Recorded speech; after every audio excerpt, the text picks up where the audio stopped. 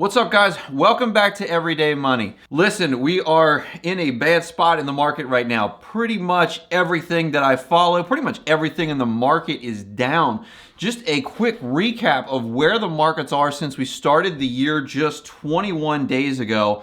Pretty much most things are either down into a correction, or even you could even say they're in a crash territory.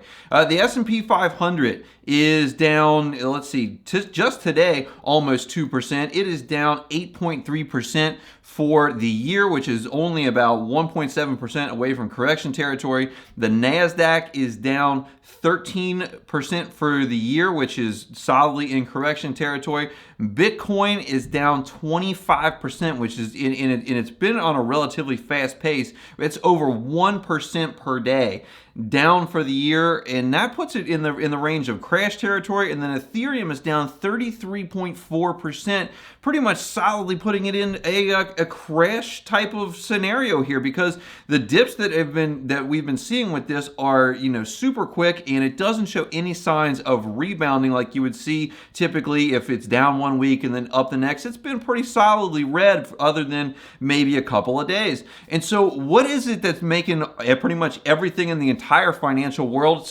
with the exception of housing, basically be on a downward slope towards either correction or crash territory? Well, it's market headwinds. We have a ton of market headwinds right now, and these headwinds, a lot of them aren't going to resolve anytime soon.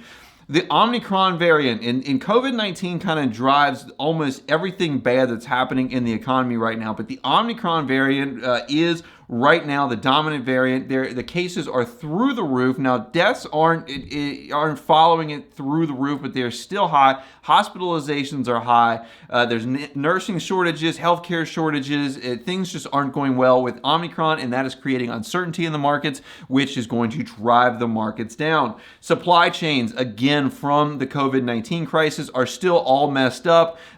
People can't get the things that they want, which drives the prices up, which drives inflation up. But from the Far East all the way to the shores of the United States, to getting things off of the boats, onto trains, onto trucks, to the stores, and having people that will work in those jobs to get those things done, it's just not working out. The supply chain is still a mess, and it's just an example of how you can't shut down the entire world economy, shut down the United States economy, and then flip it back on without there being massive problems getting everything back up and running. That's creating an increase in the price of goods, just because of simple supply and demand, that the demand is there, but the supply cannot keep up with it. Next up is inflation.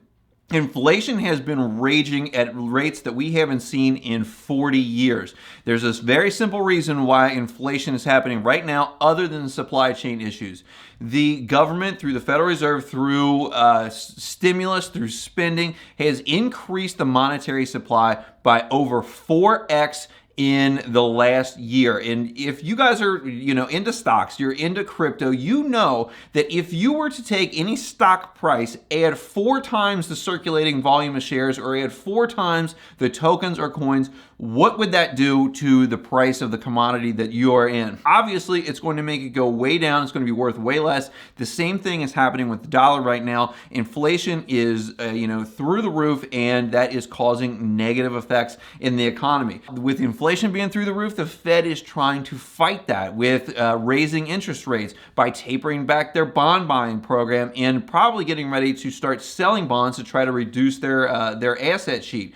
The thing is that interest rate hikes are going to make credit less affordable for everyone, especially businesses, which is what the stock market is based off of. If their lending costs increase, then their share price is going to go down, because their profits are going to go down. And for the consumer out there, your lending prices are going to go up for credit cards, cars, mortgages, etc. Now, will that help the housing market? Will that help bring down the price of housing? Probably not, because even if rates go up by 1 or 2%, the price of housing is still being driven by supply and demand. There's not very much supply out there. There is a ton of demand still, and I do not think that rates are going to drive the cost of housing down in the near future. future, especially with inflation still kicking at historic levels. To fight inflation and to also not crash the economy, the Fed is going to have to walk a very tight tightrope. And when they raise the interest rates, that is going to have a negative effect on the economy.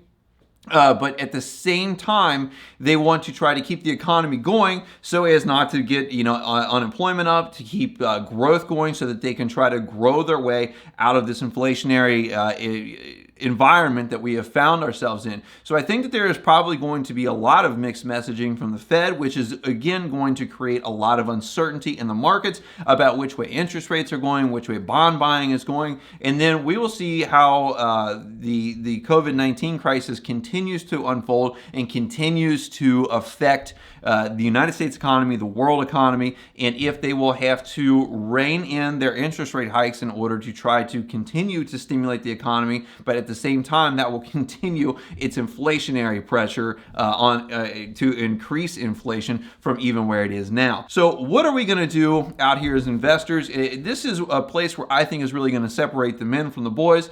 For the last 10, 15 years or so, it's been very easy to make money in the stock market, to make money in the crypto market, to make money in the real estate market.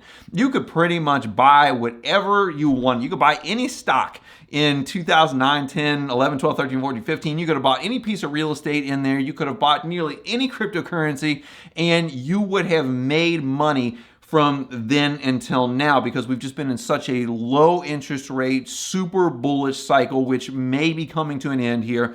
So going forward, when you see these crashes, these declines in the market, declines in crypto, declines in stocks, you're going to be seeing a lot of people saying, sell, you got to sell, you have to get out. But the thing is that even during inflationary times, even during times of high interest rates, the markets have always gone up. Stocks have always gone up. Now, crypto has not been around long enough to see a high inflation, high interest rate type of time. So we'll see how that goes if they continue their bull run up or not. This will be another point in history for the cryptocurrency market where we see if it's legit, if it follows the same type of path as the stock markets. But what will happen here is a lot of people are going to sell. A lot of people are going to lock in losses, and they're going to be waiting for the crash, and they're going to wait for the dip and the dip and the dip. Like we saw in 2009, people did not buy real estate, people did not buy stocks. Even when things started going back up in 2011, they were waiting for that next crash. In every economists out there said the next crash is coming, the next crash is coming, and now 9, 10 years later, someone will probably be like, see, I told you that the next crash was coming, because even a broken clock is right twice a day. If you have a long-term mindset out there, you're invested in high quality stocks,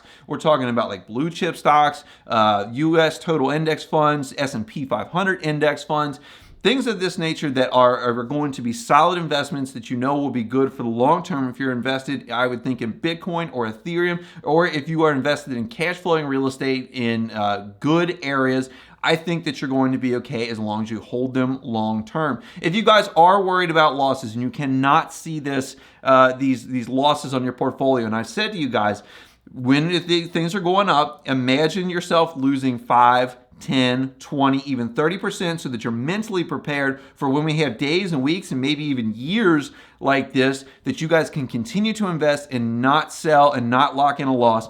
But if you guys can't think of it that way, be sure to put in stop loss orders so that you can trigger those orders without you having to look at it. So if the market does come down by 10% in one day, you do not go below the amount that you are comfortable with. Just know that if it does do that and it sells and the market comes back up 2x what it lost, you will have missed out on those gains. And if you don't reinvest your money relatively quickly over the course of time, 5, 10 years, you are almost guaranteed to be in a worse position than if you would have just held. Now, for me, I'm just going to continue to dollar cost average into this market, because every time that I buy more shares or more coins or more tokens, I am buying at a lower and lower rate. So I am purchasing more and more shares or tokens, and I am the cost average of my holdings will continue to go down. So when it does come back, and historically it always has, I will have even more money than if I would have just left my cash on the sidelines and had not invested it